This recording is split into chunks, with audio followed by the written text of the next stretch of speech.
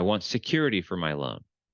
You're going to pay me back with interest, but also if you fail in some fashion, I want lots of security. This is one of those methods of security. Let's learn about due on sale. I'm dealing with one right now in the state of California. Standard mortgage. Remember, before I start rereading this, I'm going to start over and give us the context. This is a document that the lender gives to the borrower saying, if I'm going to give you this money, these hundreds of thousands of dollars, you are going to promise some things to me. And we're going to put it on public record, and we're going to attach it as a security instrument to the property so that the whole world can see that you have promised these things to me and that I have rights and remedies if you make a default. I want security for my loan. You're going to pay me back with interest, but also if you fail in some fashion, I want lots of security. This is one of those methods of security. This is a deed of trust. This is a standard form, and you're going to find somewhere between section 17 and 19, you'll find about due on sale, due on transfer clauses, etc. So I'm looking here, 16, no, 17, no, 18, transfer of property or beneficial interest in borrower. So the borrower can be a person or an entity. So this is saying transfer the property itself or a beneficial interest in the borrower. So if the borrower is an entity, such as a trust or a company, and interest within that company or trust transfers, that also is covered by this clause. You guys need to understand this language thoroughly, because if, number one, if you've read these 2 paragraphs, 3, 4 paragraphs, you will know more than most of our clients do, even though people who've done dozens of deals who've never actually read their mortgage or anyone else's for that matter. And they come to us because we're experts. We're experts because, number one, we read the stuff. And number two, we talk about it and study it and play with the what ifs. And we go through the muck with the people. We embrace the suck. So, as used in this section 18, interest in the property means any, that's the word any, legal or beneficial interest in the property. Beneficial interest, that could be the use, the benefit of using, the rights to purchase later on. The legal interest could include like a lender's right to take over the property, or any conveyance of the rights to have or take or use or sell the property. It's very, very, very broad, intentionally. So, as used in this section 18, interest in property means any legal or financial interest in the property, including, but not limited to, those beneficial interests transferred in a bond for deed, contract for deed, installment sales contract, or escrow agreement. Okay, including but not limited to all those. The intent of which, this is really what qualifies it. The intent of which is the transfer of title by borrower at a future date to a purchaser. So the borrower on this is the person who is buying the property in the first place. However, in the future, at a future date, 6 months from now, 6 years from now, who knows? If they enter into any sort of agreement whose intent is to transfer the title of the property, the deed, to transfer title from the borrower to a purchaser at a future date, that is included in a transfer of interest in the property. So even if title has not yet transferred, an agreement to transfer at a future date is included. I'm going very slow on this because people can't seem to get it through their heads that this is a very broad inclusion. The lender is very protective on their side. It's very one-sided, intentionally so. I'm not for or against it. If I was a lender, I would want this sort of broad protection. So if all or any part, 1%, yes, that's included. Any part of the property or any interest in the property. Remember, interest is defined up here. Legal or beneficial interest is sold or transferred, or if the borrower is not a natural person, that means if they're an entity, and a beneficial interest in the borrower is sold or transferred. So if you sell your LLC, your company that owns the property, if you sell that company, guess what? That's also a violation of due on sale. You can't just sell a company and let a new person take over that company, which is the actual borrower. I'm not saying that's right or wrong. I'm saying that they're being very inclusive with their restrictions here. If all or any part of the property or its interest in the property or the borrower itself is sold or transferred without the lender's prior written consent, then the lender may require immediate payment in full of all sums secured by the security instrument. This security instrument is the deed of trust here, or the mortgage. So if any part is transferred in actuality or as a promise to transfer in the future in the property or the borrower, then the lender has the right to require immediate payment in full of the entire balance due. This is all very straightforward and plain. I'm having a hard time not following along at this point. I get it. If anything transfers, they can call, and that's due on sale is what we call it. Okay. However, this option shall is a strong word, not be exercised by lender if such exercise is prohibited by applicable law. We have 50 states, and each of those has municipalities within them that can make even more restrictive laws. So if this national lending company wants to enforce this clause because somebody transfers or promises to transfer the property to another person, then they can, unless you can show that there's some sort of law, local law or restriction, any applicable law that applies that says that they can't enforce it. There are, in fact, laws like that. Local state laws often state that transfer of the property into an inter vivos trust for estate planning purposes is a protected thing. There's a federal law that's nationwide, the Garn-St. Germain Act. Also indicates that transfer into a trust for financial planning purposes is exempt from the due on sale clause here. Section 18 is basically the due on sale clause. Okay. So there are laws that restrict. They don't outright blanket say that's not applicable. However, they do further regulate or further sub-qualify this section. How long can we spend explaining 2 paragraphs? Quite a bit longer. If you've ever been to a Bible study with me, you'll know that. Paragraph 3, if lender exercises this option, lender shall give, okay, we have a mandatory thing. If they want to exercise, they shall give the borrower notice. Notice is defined elsewhere in this contract. And this is a contract. This mortgage or deed of trust is a contract between 2 parties, the borrower and the lender. So notice is covered elsewhere of the acceleration. I also want to highlight that this is an if-then. If this happens, then this may happen.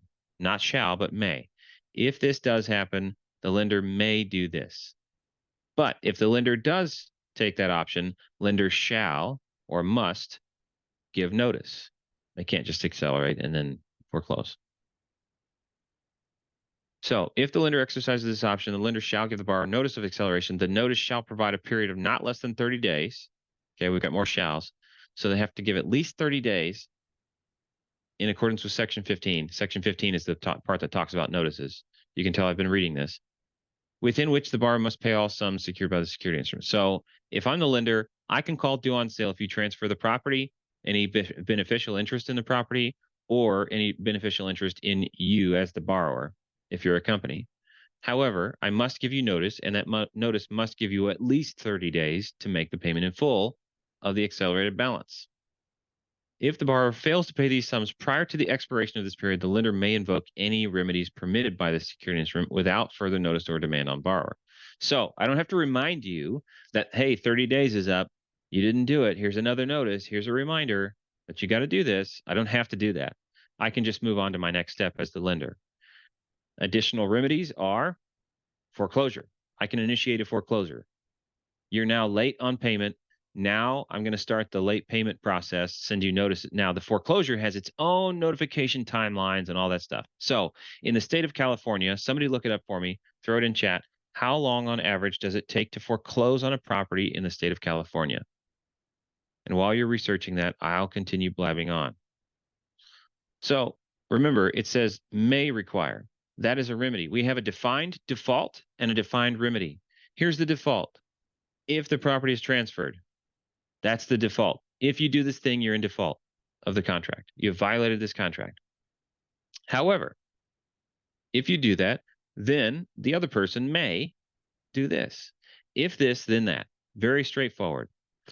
Okay, results coming in. Survey says 120 days. I think in California it tends to be even more than that. So now let's just do a little timeline. Starting on up to 200. There you go. Starting on day one, the lender finds out you transferred the property. They send you notice. Let's assume perfect immediate delivery, and the notice starts right there. So January 1st, for simplicity, you receive a notice of due on sale. January 31st, you are now late. If you haven't paid it on or before the 30th, you are now late on that accelerated balance of $500,000. So now the due on sale has been called. The time to cure that due on sale has expired, and now your payment is late. Until then, you weren't late with anything. So now that you're late, now they can start doing other stuff. So on January 31st, they can say, hey, you're late. This is not a reminder that you need to pay the due on sale balance. This is a notice that you're in default of another section of the contract and that you're not making timely payments. Now, our next remedy is that we're going to initiate the foreclosure process. So they send you that notice and they send you the next notice. The foreclosure process requires multiple notices and it varies by state. So it goes on and on and on. And I'm talking with my hands on this video that other people may not see. And so that foreclosure process, basically at least 120 days up to 200 days. So how long are they not receiving payments? Like 4, 5, 6, 7 months. Is it worth it to call due on sale if you haven't been missing payments? Maybe not. And that's why I highlight this word may. It really needs to be worth it to them to go through all this time and trouble to enforce this clause. And we have two separate things. The due on sale and the foreclosure are two separate things. The foreclosure follows the due on sale if the due on sale is not paid. And the foreclosure is for non-payment, not for transfer of the property. This is a technical difference that I want my team to understand. The lender is not granted the right to foreclose because the property was transferred. The lender is granted the right to accelerate the loan because the property was transferred. The lender also has the right to foreclose for non-payment, whether it's a regular monthly payment or the accelerated payment. There are two separate technical things. The end result is a foreclosure for non-compliance with the exercise of a due on sale. So let's look at this. Section 19. I'll try not to take as long this time. Borrower's right to reinstate after acceleration. If the borrower meets certain conditions, the borrower shall have the right to have enforcement of the security instrument discontinued at any time prior to the earliest of 5 days before the sale, pursuant to any power of sale being force it to auction. Okay. They have the right to have enforcement of the security instrument discontinued at any time prior to 5 days before the auction, such other period as applicable law might specify for the termination of the buyer's right to reinstate. Okay, so they're allowing for other laws to come in and say that you have a right to reinstate up until such and such deadline, or entry of a judgment enforcing the security instrument. Okay, they can reinstate unless and until there's a judgment enforcing it. These conditions are that the borrower A pays all sums which would be due under this note as if no acceleration had occurred. So as much as you are late, you have to pay. Also, I'm going to skip to C, pays all expenses in enforcing this security instrument, including but not limited to attorney's fees, property inspection, evaluation fees, and other fees incurred for the purpose of protecting lenders' interest in the property rights under the security instrument. So that would be, I hire an attorney as the lender to start enforcing due on sale. I'm paying people if I want to log their time.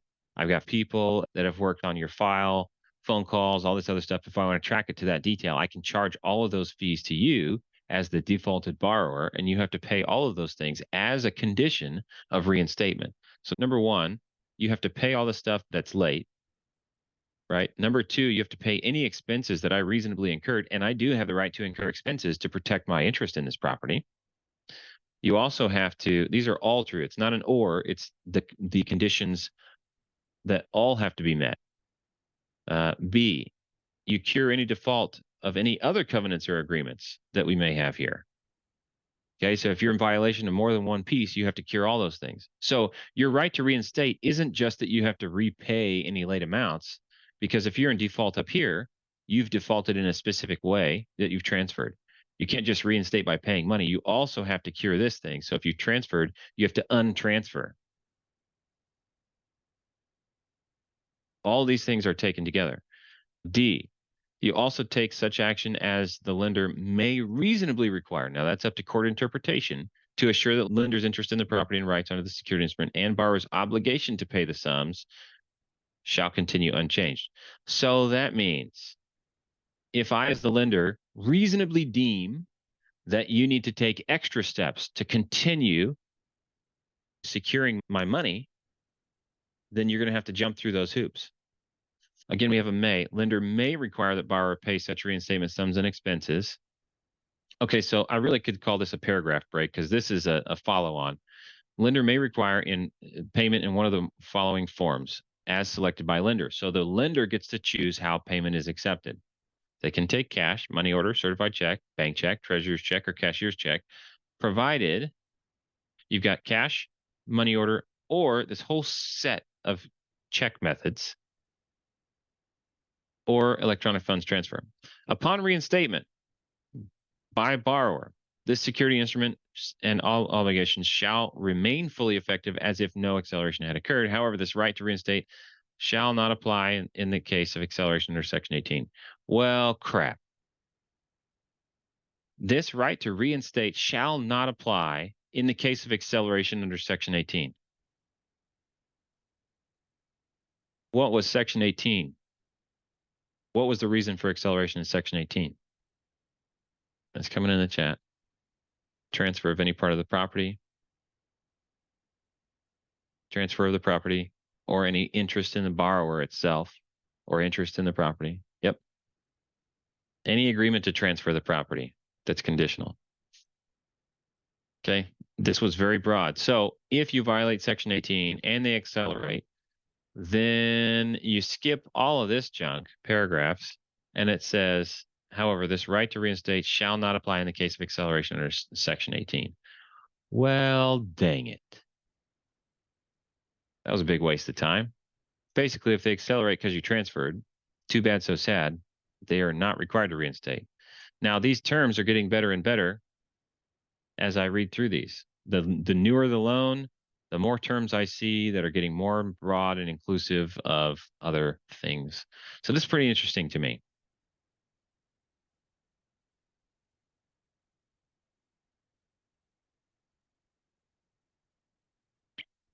So what is the resolution? Are you allowed to cure a due on sale? Yeah, by paying it off. There may, however, be other rights and remedies that you have and ways to challenge the due on sale. So if you're facing due on sale, come talk to us. Let's see if we can help you. CreativeTC.io. Book a chat. Let's see if we can solve your due on sale.